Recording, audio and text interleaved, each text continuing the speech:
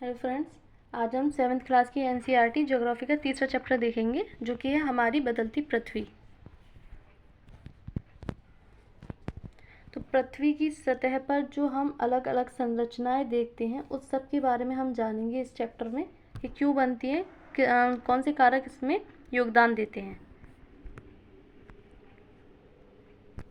स्थलमंडल अनेक प्लेटों में विभाजित है जिन्हें स्थलमंडलीय प्लेट कहते हैं। यानी कि जो हम स्थलमंडल के बारे में हमने पहले पढ़ा था कि स्थलमंडल क्या होता है, जिस पर हम रहते हैं, चलते हैं, फिरते हैं, घर मकान बनाते हैं। जो भूपर पट्टी होती है, ऊपर की सतह होती है पृथ्वी की, उसको स्थलमंडल कहते हैं।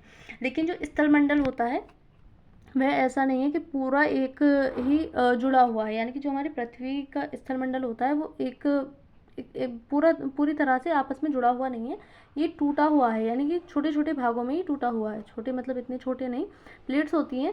प्लेट्स कोई ऐसी नहीं, जो संरचना है इनकी, जैसे इस प्रकार की पृथ्वी है तो इस प्रकार से ये अलग अलग प्लेटों में टूटी हुई हैं। ये नहीं है कि आपस में पूरा का पूरा ये सब जुड़ा हुआ है, ये इस प्रकार से अलग अलग भागों में टूटा हुआ है। तो ये क्या होती है, ये हमारी प्लेटें होती हैं, स्थलमंडलीय प्लेट जिनको हम कहते हैं। आपको यह जानकर आश्चर्य होगा कि ये प्लेट हमेशा धीमी गति से चारों तरफ घूमती रहती है। यानी कि जो हमारी पृथ्वी है उस पर जो इस प्रकार से प्लेटें बनी हुई हैं, ऐसा नहीं है कि ये हमेशा स्थिर रहती हैं, ये हमेशा गतिमान रहती हैं। और गतिमान क्यों रहती हैं? जो हमारी पृथ्वी के अंदर मैग्मा है, जो हमें पता है नीचे मेंटल है और मेंटल पिघला हुआ है, इस कारण से ये हमेशा इसको गति करवाता रहता है। क्योंकि जब हम किसी भी द्रव्य अवस्था वाली चीज़ पर किसी ठोस अवस्था को रखते हैं तो वो तैरती रहती है। जैसे पानी में अगर हम बर्फ़ को रखते हैं तो वो भी गति करती रहती है। प्रत्येक वर्ष केवल कुछ किलोमीटर के लगभग पृथ्वी के अंदर पिघले हुए मैग्मा में होने वाली गति के कारण ऐसा होता है। पृथ्वी के अंदर पिघला हुआ मैग्मा एक वृत्तीय रूप में घूमता रहता है। यानी कि जो हमारा मैग्मा होता है, जो मेंटल है, वो हमेशा गति करता रहता है। ऐसा नहीं है वो स्थिर रहता हो, जैसा कि क्रियाकलाप में दिखाया गया है। यहाँ पर एक क्रियाकलाप दिया गया है। प्लेट की इस गति के कारण पृथ्वी की सतह पर परिवर्तन होता है। जो हम अलग अलग संरचनाएं देखते हैं पृथ्वी पर, वो इन्हीं कारणों से हो रही है जो पृथ्वी के नीचे अंदर गतिविधियाँ हो रही हैं। इसमें भी दो प्रकार के बल हैं, वो भी हम आगे देखेंगे। पृथ्वी की गति को उन बलों के आधार पर विभाजित किया गया है जिनके कारण ये गतियाँ उत्पन्न होती हैं। जो बल पृथ्वी के आंतरिक भाग में घटित होते हैं उन्हें अंतर्जनित बल, एंडोजेनिक फोर्स कहते हैं। यानी कि जो पृथ्वी के नीचे से गति कर रहे हैं, जो नीचे से फोर्स लग रहा है पृथ्वी के, उनको हम अंतर्जनित बल कहते हैं। एवं जो बल पृथ्वी की सतह पर उत्पन्न होते हैं उन्हें बहिर्जनिक बल एक्सोजेनिक फोर्स कहते हैं। अंतर्जनित बल कभी आकस्मिक गति उत्पन्न करते हैं तो कभी धीमी। यानी कि जो अंतर से बल लग रहे हैं पृथ्वी के, वो या कभी तो अचानक से गति उत्पन्न कर देते हैं। यानी कि अचानक से कोई गतिविधि होती है पृथ्वी की सतह पर, या कभी कभी ये धीमी गति उत्पन्न करते हैं। जिस प्रकार से हम देखते हैं जो भूकंप और ज्वालामुखी होते हैं वो आकस्मिक गति के उदाहरण हैं। यानी कि अचानक से होने वाली गतियाँ होती हैं जिसके कारण ज्वालामुखी और भूकंप आते हैं। जबकि जो हम देखते हैं कि हमारी चट्टान की बनने की संरचना, हमने आग्नेय चट्टान देखी थी, वो किस प्रकार से उसका निर्माण हो रहा था। तो मैग्मा के धीमे धीमे गति से निकलकर फैलने को हमने जो आग्नेय चट्टान है उस प्रकार से उसका निर्माण हो रहा था। तो वो क्या है, वो धीमी गति से हो रही क्रिया होती है। और इसी प्रकार से जो हॉट स्पॉट बनते हैं जिसमें से लावा, जो मैग्मा होता है, वो निकल करके फैल जाता है धीमी धीमी गति से, उसको हम हॉट स्पॉट कहते हैं। तो ये क्या होती है, धीमी गति होती है। आकस्मिक गति के कारण पृथ्वी की सतह पर अत्यधिक हानि होती है। यानी कि जो अचानक से गतियाँ होती हैं उनसे हानि होती है पृथ्वी को, क्योंकि ज्वालामुखी और भूकंप जैसी गतिविधियों से किस प्रकार से हानि होती है हम न्यूज़पेपर में भी देखते रहते हैं। पृथ्वी की गतियाँ यहाँ पर दिया हुआ है, अंतर्जनित बल और बहिर्जनित बल, क्योंकि दो प्रकार की गतियाँ होती है पृथ्वी पर, एक पृथ्वी के अंदर से और एक पृथ्वी के ऊपर से।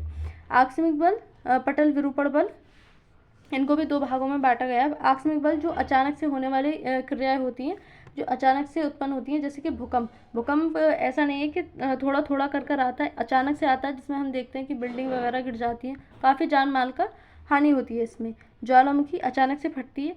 भूस्खलन, जो पहाड़ अचानक से टूट कर गिर जाते हैं, ये ज़्यादातर हम उत्तराखंड वाले एरिया में, नॉर्थ एरिया में देखते हैं। और पटल विरूपण बल, इसमें क्या होता है कि पर्वत निर्माणकारी बल होते हैं। इसमें भी दो प्रकार के होते हैं, एक महाद्वीप और एक महासागर। महाद्वीप और महासागर के बारे में हमने 6th क्लास में पढ़ा था। बहिर्जनित बल, इसमें अपर्दन और निक्षेपण की प्रक्रिया होती है, यानी कि जो चट्टानें हैं, जो ऊपर की सतह होती है पृथ्वी की, उसमें टूट फूट कर जिसको अपर्दन कहते हैं, वो टूट फूट कर किसी एक जगह से दूसरी जगह पर लुढ़क कर चली जाती हैं और वहाँ इकट्ठी हो जाती हैं, जिसको निक्षेपण कहते हैं, और उनसे अलग अलग संरचनाओं का निर्माण होता है। इसमें कौन कौन से कारक काम करते हैं, जैसे नदी या बहता जल। हमने देखा नदी चीज़ों को काटती हुई ले जाती है और वहाँ पर एक नई संरचना का निर्माण करती है। पवन भी इस कार्य करती है। समुद्री तरंग और हिमनद इत्यादि ये इसके उदाहरण, मतलब ये इसमें कार्य करते हैं। स्थलमंडलीय प्लेट, भूपर पट्टी में अनेक बड़ी एवं कुछ छोटी कठोर असमान आकार की प्लेटें होती हैं, जिन पर महाद्वीप एवं महासागर की सतह टिकी है। यानी कि न सिर्फ महाद्वीप बल्कि महासागर भी इन पूरी प्लेटों पर टिके हुए हैं। हमने देखा था कि जो परपट्टी होती है वो महाद्वीप की मोटी होती है और महासागर की जो है उसकी मतलब गहरा जो मोटाई होती है वो कम होती है। यानी कि महाद्वीप की अपेक्षा महासागर की जो परपट्टी होती है वो पतली होती है। ज्वालामुखी भूपरपट्टी पर खुला एक ऐसा छिद्र होता है जिससे पिघले हुए पदार्थ अचानक निकलते हैं। यानी कि जो ज्वालामुखी है, हमने पहले भी कहा था कि ये अचानक से होने वाली क्रिया होती है। इसमें ज्वालामुखी का स्ट्रक्चर भी दिया हुआ है। ये होती है परपट्टी जिस पर हम रहते हैं, यानी कि भूपरपट्टी। ये होता है मेंटल, जो कि नीचे द्रवावस्था में होता है। ये होता है मैग्मा। जब कोई चीज़ गर्म होती है तो गर्म होकर ऊपर उठती है। तो इसी प्रकार से यहाँ का जो तापमान है वो बहुत ज़्यादा होता है, और ये तापमान के कारण ही जो मेंटल है, जो पिघला हुआ मेंटल होता है, ये ऊपर की ओर गति करता है, और इस प्रकार से ये अचानक से जो भूपरपट्टी होती है उसको तोड़ता हुआ बाहर निकल जाता है। तो जिस नली से ये बाहर जा रहा है उसको निकास या वेंट कहते हैं। ये लावा होता है। जो पृथ्वी के अंदर मेंटल रहता है उसको हम मैग्मा कहते हैं, और जो पृथ्वी के बाहर आ जाता है उसी को लावा कह देते हैं। चीज़ एक ही है, नाम दो हैं। जिस छिद्र से ये बाहर जाता है उसको क्रेटर कहते हैं, और तथा इससे राख व गैस इत्यादि चीज़ें बाहर निकलती हैं। तो ये थी ज्वालामुखी। इसी प्रकार स्थलमंडलीय प्लेटों के गति करने पर पृथ्वी की सतह पर कंपन होता है। यानी कि जब हमारी प्लेटें गति करती हैं तो उससे क्या होता है, पृथ्वी की सतह पर कंपन, भूकंप जैसी संरचना बनती है। यह कंपन पृथ्वी के चारों ओर गति कर सकता है। इस कंपन को भूकंप कहते हैं। यानी कि जब दो प्लेटें आपस में टकराती हैं तो उससे क्या होता है, उससे ऊर्जा निकलती है, एनर्जी निकलती है, जिसकी वजह से पूरी पृथ्वी पर कंपन, मतलब जहाँ निकल रही है ऊर्जा, वहाँ पर कंपन पैदा हो जाती है, यानी कि पृथ्वी हिलने लगती है। उसको हम क्या कहते हैं, भूकंप कहते हैं। भूपरपट्टी के नीचे वह स्थान जहाँ कंपन आरंभ होता है उद्गम केंद्र कहलाता है। यानी कि जहाँ पर पॉइंट बनता है, जहाँ से ऊर्जा निकल रही है, उसको उद्गम केंद्र कहते हैं। उद्गम का मतलब होता है उत्पन्न होना। उद्गम केंद्र के भू सतह पर उसके निकटतम स्थान को अधिकेंद्र कहते हैं, और इस अधिकेंद्र पर जो भूकंप का प्रभाव होता है वो बहुत अधिक पड़ता है। अधिकेंद्र से कंपन बाहर की ओर तरंगों के रूप में गमन करता है। यानी कि जो भूकंप होता है वो इस प्रकार से गति करता है, ना कि अंदर ही अंदर वहाँ रहता है। तो ये बाहर की ओर गति करती हैं इसकी तरंगें। अधिकेंद्र के निकटतम भाग में सर्वाधिक हानि होती है एवं अधिकेंद्र से दूरी बढ़ने के साथ भूकंप की तीव्रता धीरे धीरे कम होती जाती है। यानी कि जहाँ तक इसकी तरंगें कम पहुँचती हैं वहाँ कम हानि होती है, वहाँ कम पता चलता है भूकंप का। लेकिन जहाँ ये दोनों केंद्र होते हैं, उद्गम केंद्र और अधिकेंद्र, वहाँ अत्यधिक हानि की संभावनाएं रहती हैं, और ये निर्भर करता है कि भूकंप कितनी तीव्रता का आया है। तो यहाँ भूकंप की संरचना दिखाई गई है। उद्गम केंद्र, वह स्थान जहाँ भूकंप उत्पन्न होता है, वह भूकंपीय ऊर्जा का उद्गम केंद्र कहलाता है। इस प्रकार से ये जो उसकी एनर्जी है, जो उसकी ऊर्जा है, इस प्रकार से बाहर की ओर गति करती हैं। ये इसकी प्लेट सीमा, अधिकेंद्र। भूकंपी तरंगे सभी दिशाओं में बाहर की ओर निकलती हैं, यानी कि अंदर को थोड़ी ना मुड़ेंगे, वो बाहर की ओर गति करती रहती हैं। भूकंपीय तरंगे 3 प्रकार की होती हैं। पी तरंगे अथवा अनुदैर्ध्य तरंगे, जिनको प्राइमरी वेव कहते हैं। एस तरंगे अथवा अनुप्रस्थ तरंगे। एल तरंगे अथवा पृष्ठीय तरंगे। इनको 3 प्रकार से बांटा गया है। यद्यपि भूकंप की भविष्यवाणी संभव नहीं है, यानी कि अभी आज भी हमारे साइंटिस्ट ये पता नहीं लगा सकते कि भूकंप कहाँ और कब आने वाला है। लेकिन कुछ जो पुराने आदमी होते हैं, बड़े बूढ़े होते हैं, हमारे पूर्वज होते हैं, वो कुछ चीज़ों को देखकर समझ लेते हैं कि भूकंप आने वाला है। लेकिन यदि हम पहले से तैयार हों तो इसके प्रभाव का निश्चित रूप से कम किया जा सकता है। स्थानीय लोग उस सामान्य तरीकों से भूकंप की संभावना का अनुमान लगाते हैं, जैसे जानवरों का व्यवहार का अध्ययन, यानी कि जब भूकंप आने की संभावना होती है, जब भूकंप आने वाला होता है तो पृथ्वी के नीचे तो गतिविधियां हो रही होती हैं, उस टाइम पर जो जानवरों में हलचल होती है वो देखी जा सकती है। तालाब में मछलियां उत्तेजना करने लगती हैं, यानी कि उछलने लगती हैं। सांपों का धरातल पर आना अपने बिल से निकलकर, तो इन चीज़ों से अनुमान लगाए जाते हैं कि हाँ, पृथ्वी के नीचे गतिविधियां हो रही हैं और भूकंप आने की संभावना है। ये एक गुजरात में भूकंप द्वारा विनाश, जो कि कई बार आते रहते हैं। और ये रही न्यूज़पेपर की कटिंग, किस प्रकार से भूकंप कब कब आए। 26 जनवरी 2001 को भुज शहर में रिक्टर स्केल पर 6.9 तीव्रता वाला भीषण भूकंप। और ये अलग अलग शहरों की न्यूज़ें यहाँ पर दी गई हैं। जितनी ज़्यादा तीव्रता होती है भूकंप, उतना ही ज़्यादा खतरनाक होता है। भूकंप का मापन एक यंत्र से किया जाता है, जिसे भूकंप लेखी कहते हैं।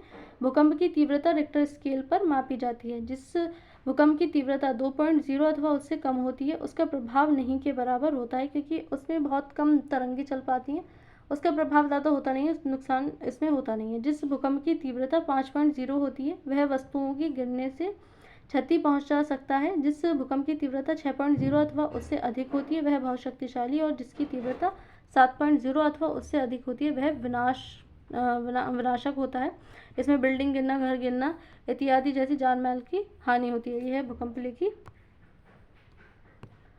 भूकंप से बचाव की तैयारी, कुछ टिप्स यहाँ दी गई हैं। भूकंप के दौरान कहाँ आश्रय लें। सुरक्षित स्थान, रसोई के काउंटर या मेज के नीचे, दीवार के अंदरूनी कोने में, इनसे दूर रहें। आग वाले स्थान, क्योंकि ऐसी घटनाओं में आग फैलने का ज़्यादा खतरा रहता है। चिमनी के आसपास तथा टूट सकने वाली खिड़कियां, दर्पण एवं तस्वीर फ्रेम, ताकि शीशा टूट कर लग ना जाए, पहले से तैयार रहें। अपने दोस्तों एवं पारिवारिक सदस्यों के बीच जागरूकता फैलाएं एवं आपदा का सामना करने से विश्वास करें। मुख्य स्थलाकृतियाँ, यानी कि अभी तक हमने जो देखा वो था पृथ्वी के अंतर्जनित बल, यानी कि जो पृथ्वी की सतह, पृथ्वी के अंदर बलों के कारण प्रतिक्रिया हो रही है। अब हम देखेंगे बहिर्जनित, यानी कि जो बाहर से लग रहे हैं वो कौन कौन से बल हैं और उनसे किस प्रकार की गतिविधियां पृथ्वी पर हो रही हैं। अपक्षय एवं अपर्दन नामक दो प्रक्रमों द्वारा दृश्य भूमि लगातार विकसित होती रहती है। पृथ्वी की सतह पर शैलों के टूटने से अपक्षय की क्रिया होती है, जो हमने पहले भी पढ़ा था। जो शैल हैं उनके टूटने, फूटने, चटकने से एक जगह से दूसरी जगह जा करके वो निक्षेपित हो जाते हैं और उनसे एक नई संरचना का निर्माण होता है। भूदृश्य पर जल, पवन एवं हिम जैसे विभिन्न घटकों के द्वारा होने वाले क्षय को अपर्दन कहते हैं। वायु, जल आदि अपरदित पदार्थ को एक स्थान से दूसरे स्थान पर ले जाते हैं और फलस्वरूप एक स्थान पर निक्षेपित करते हैं। अपर्दन एवं निक्षेपण ये प्रक्रम पृथ्वी के धरातल पर विभिन्न स्थलाकृतियों का निर्माण करते हैं, जैसे कि मैदान वगैरह, पर्वतों का भी निर्माण कर देते हैं, छोटे छोटे चट्टानों का निर्माण कर देते हैं, जिसमें हमने अफसारी चट्टान का उदाहरण भी देखा था। उसका निर्माण किस प्रकार से हुआ। विश्व में हजारों छोटे छोटे जलप्रपात हैं। सबसे ऊंचा जलप्रपात दक्षिण अमेरिका के वेनेजुएला का एंजल जलप्रपात है, जो कि विश्व का सबसे ऊंचा जलप्रपात है। अन्य जलप्रपात उत्तरी अमेरिका में कनाडा तथा संयुक्त राज्य अमेरिका की सीमा पर स्थित नियाग्रा जलप्रपात है और अफ्रीका में जाम्बिया एवं जिम्बाब्वे की सीमा पर विक्टोरिया जलप्रपात हैं। इसके बहुत सारे उदाहरण मिल सकते हैं। नदी के कार्य, नदी किस प्रकार से कटाव करती है और किस प्रकार की संरचना का ये निर्माण करती है। नदी के जल से दृश्य भूमि का अपर्दन होता है। जब नदी किसी खड़े ढाल वाले स्थान से अत्यधिक कठोर शैल या खड़े ढाल वाली घाटी में गिरती है तो यह जलप्रपात बनाती है। यानी कि ऊपर से जब पानी गिरता हुआ आएगा तो जाहिर सी बात है वो बहुत स्पीड के साथ आता है और उससे क्या होता है कि वो नीचे जब गिरेगा तो नीचे से मिट्टी या जो भी हमारी पर्वत होता है या जो भी संरचना होती है उसका कटाव करती चली जाती है। जो नदी का पानी होता है वो वहाँ से मिट्टी और कंकड़ और जितने भी वहाँ के पदार्थ होते हैं उनको काट कर जहाँ पर नदी बहकर जा रही है वहाँ पर ले जाती है बहाकर। कठोर शैल जल की शक्ति द्वारा काटे गए मृदु शैल एक जलप्रपात का यहाँ इस प्रकार से ये बनाती है एल टाइप की संरचना। जब नदी मैदानी क्षेत्र में प्रवेश करती है तो वह मोड़दार मार्ग पर बहने लगती है। नदी के इन्हीं बड़े मोड़ों को विसर्ग कहते हैं। यानी कि जब मैदान में जब ऊंचाई से बह कर के आती है नदी तो मतलब उसकी स्पीड बहुत तेज़ होती है, लेकिन जब वह मैदान में प्रवेश कर जाती है तो वहाँ ऊंचा नीचा इलाका होता नहीं है, समतल होते हैं मैदान, तो इसलिए वहाँ पर उसकी गति बहुत धीमी हो जाती है। और धीमी होने के कारण जो नदी है वो अपना विस्तार रूप ले लेती है, यानी कि वो फैलने लगती है और ज़्यादा से ज़्यादा जगह ले लेती है और धीमे धीमे चलती है। और इस प्रकार से धीमे चलने के कारण वो एक विसर्प टाइप यानी कि सांप की तरह लहरा कर चलती है, जिसको विसर्प कहते हैं। इसके बाद विसर्पों के किनारों पर लगातार अपर्दन एवं निक्षेपण शुरू हो जाता है, यानी कि जब वहाँ से विसर्प बनना शुरू कर देती है तो वहाँ पर नदी कटाव ज़्यादा करती है, यानी कि दूर दूर की चीज़ों को भी काट करके चलती है। विसर्प लूप के सिरे निकट आ जाते हैं, समय के साथ विसर्प लूप नदी से कट जाते हैं, यानी कि जब नदी है उसका जब ये इस प्रकार से चल रही है तो धीमी धीमी गति से ये जो विसर्प होते हैं ये अलग हो जाते हैं कटकर। अभी मान लीजिए नदी यहाँ से चल रही है तो आने वाले टाइम में ये यहाँ से चलेगी और ये अलग होकर कट जाते हैं, जिसको हम चाप झील भी कह देते हैं, और एक अलग झील बनाते हैं जिसे चाप झील भी कहते हैं। इस प्रकार से ये बाढ़ का मैदान, यहाँ से नदी बह कर के आई, यहाँ से बह कर के आ रही है और ये पहले यहाँ पर बह कर के जाती होगी, लेकिन ये कटकर अलग हो गई, जो कि चाप झील का निर्माण हो गया। ये इस प्रकार से ये जो बन रहे हैं सांप की तरह लहरा कर ये चल रही है, इसको क्या बोलते हैं, इसको विसर्प कहते हैं। कभी कभी नदी अपने तटों से बाहर बहने लगती है, फलस्वरूप निकटवर्ती क्षेत्रों में बाढ़ आ जाती है। बाढ़ के कारण नदी के तटों के निकटवर्ती क्षेत्रों में महीन मिट्टी एवं अन्य पदार्थों का निक्षेपण करती है। ऐसी मिट्टी एवं पदार्थों को अवसाद कहते हैं, यानी कि जो मिट्टी काट कर लाती है उनको हम क्या कहते हैं, उनको हम अवसाद कहते हैं। अवसादी और अवसाद से ही अवसादी चट्टान का निर्माण होता है। इससे समतल उपजाऊ बाढ़ग्रस्त मैदान का निर्माण होता है। जब नदी ऊपर से पदार्थ बहाकर ला रही है, मिट्टी कंकड़ बहा करके ला रही है और वो मैदान में ला करके निक्षेपित कर देती है, यानी कि वहाँ पर छोड़ देती है, तो वहाँ पर जो मिट्टी होती है वो बहुत ज़्यादा उपजाऊ हो जाती है, जिसके कारण हम देखते हैं कि मैदानी क्षेत्र में जो जनसंख्या वो अधिक बसती है, क्योंकि वहाँ रहने की भी जगह अच्छी होती है और वहाँ पर कृषि के लिए जो मिट्टी होती है वो भी उपजाऊ होती है। नदी के उत्थित तटों को तटबंध कहते हैं।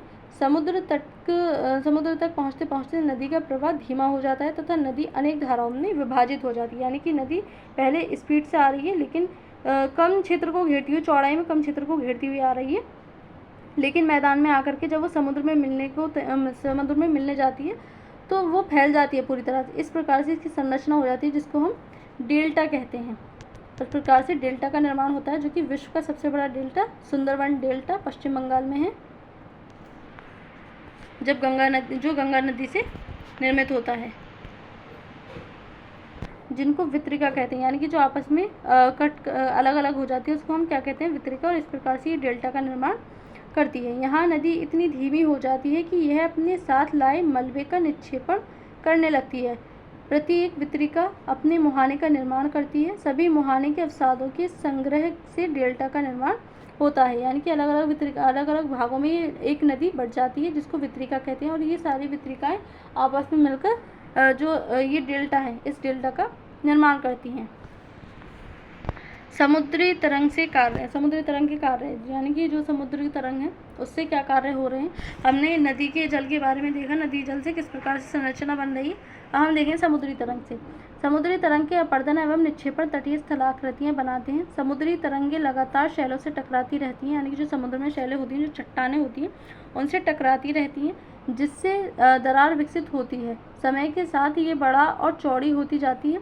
इनको समुद्री गुफा कहते हैं, यानी कि जो चट्टान है उससे लगातार पानी बढ़ता जा रहा है और यहाँ एक गुफा का निर्माण हो रहा है इस चट्टान में पानी के लगने के कारण।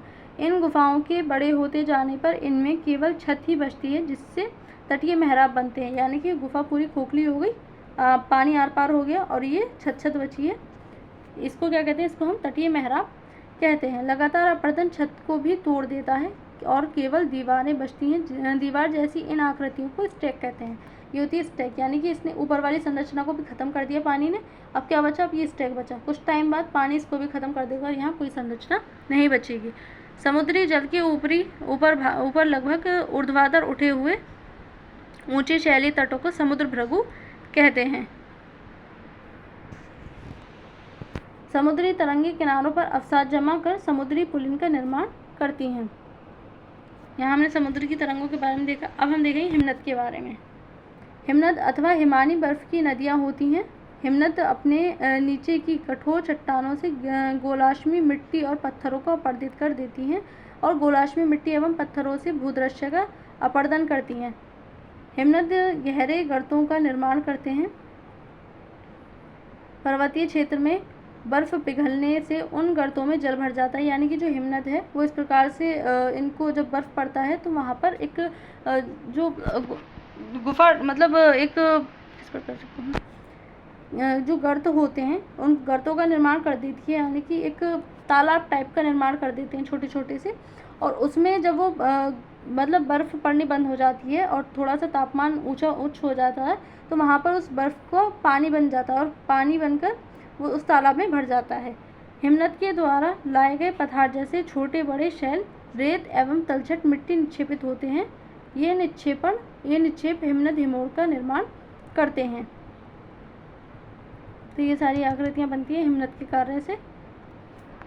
अभी हम देखेंगे पवन से। पवन से क्या निर्माण होता है। क्या आपने कभी रेगिस्तान देखा है? बालू टिब्बे के कुछ चित्र रेगिस्तान में पवन अपर्दन एवं निक्षेपण का प्रमुख कारक है, यानी कि पवन अपर्दन का निक्षेपण प्रमुख कारक है। रेगिस्तान में आप छत्रक के आकार के शैल देख सकते हैं। जो छत्रक होते हैं, यानी कि जो रेगिस्तान होता है उसमें जो हवा होती है वो बालू को उड़ा करके एक जगह इकट्ठा करती रहती है और एक शंकु आकार की आकृति बनाती है, जो छोटे पर्वत टाइप के दिखते हैं, जिसमें हम देख भी सकते हैं। तो इसको क्या कहते हैं? इसको हम छत्रक शैल कहते हैं। इसको बालू टिब्बा कहते हैं। बालू टिब्बा होता है। पवन शैल के ऊपरी भाग की अपेक्षा निचले भाग को आसानी से काटती है, इसलिए ऐसी शैल के आधार पर संकीर्ण एवं शीर्ष विस्तृत होते हैं। पवन चलने पर अपने साथ रेत को एक स्थान से दूसरे स्थान पर पहुंचाती है, यानी कि जो पवन होती है वहाँ पर रेगिस्तान में हवा भी बहुत तेज़ चलती है, गर्म हवा, और वो जो रेत होता है उसको उड़ाकर एक जगह से दूसरी जगह लेकर जाती रहती है। जब पवन का बहाव रुकता है तो यह रेत गिरकर छोटी पहाड़ी बनाते हैं। इनको बालू टिब्बा कहते हैं, यानी कि एक जगह से रेत उठाकर दूसरी जगह पर ले आकर निक्षेपित करती रहती है, इकट्ठी करती रहती है और एक शंकु आकार की आकृति बनाती हैं। इस प्रकार से हम चित्र में देख सकते हैं। इनको हम बालू टिब्बा कहते हैं। जब बालू कण महीन एवं हल्के होते हैं तो वायु उनको उठाकर अत्यधिक दूर ले जाती है। जब ये बालू कण विस्तृत क्षेत्र में निक्षेपित हो जाते हैं तो इससे लोएस कहते हैं, यानी कि जो बालू के कण होते हैं, जो मिट्टी होती है वो दूर तक फैल जाती है, तो उसको हम लोएस कहते हैं। चीन में विशाल लोएस निक्षेप पाए जाते हैं। तो हमने देखा हिमनद के कार्य और नदी किस प्रकार से आकृतियाँ निर्माण कर रही है। पवन के कार्य हमने देखे